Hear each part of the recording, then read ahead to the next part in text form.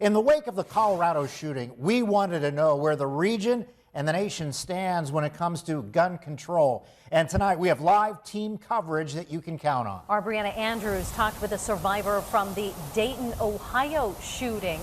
Lisa Adams looking into the mental health crisis in our region. We begin with Isaac Petcash, who got insight from people in our region. Isaac joined us now from Bob's Gun Shop in McCain. And Isaac, what did people have to say?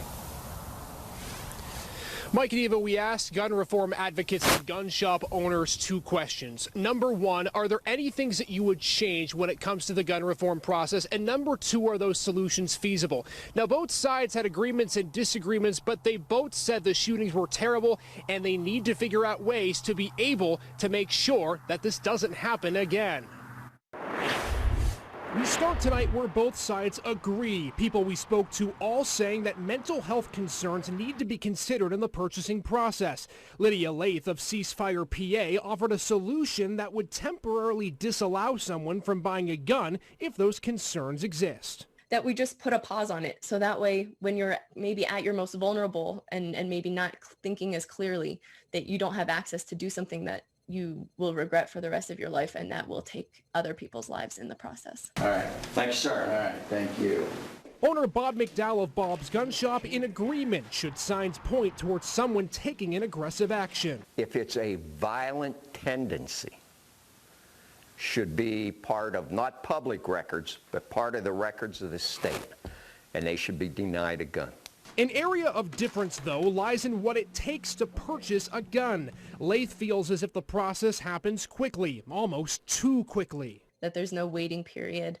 There's no, sort of check or balance in that system. But McDowell feels differently. He attests that buying a gun legally is a rigorous process that comes with a multitude of checks and balances. You have to fill out a federal form. You have to fill out a state form to buy a handgun.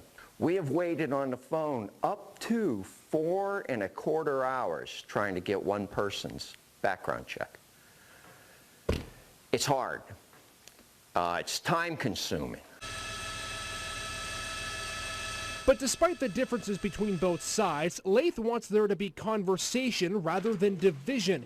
Right now, she says people on opposite sides of the aisle aren't willing to hear each other out. People will say, oh, well, they're going to do this. And I say, well, I'm not going to do that. Here's what I want to do. And they're like, no, we know you're going to do this. Like, okay, we can't have a conversation if you're already convinced. Now, there's one other thing both sides agree on that I didn't mention in the package, so I'm going to mention it now. Both sides said that if you're denied a gun, that shouldn't be the end of it. There should be a formal investigation into why you were denied the gun so there can be more information present so that we can have those gun reform policies in a successful way instead of just pointing a dart at the map and just trying to shoot for a random location.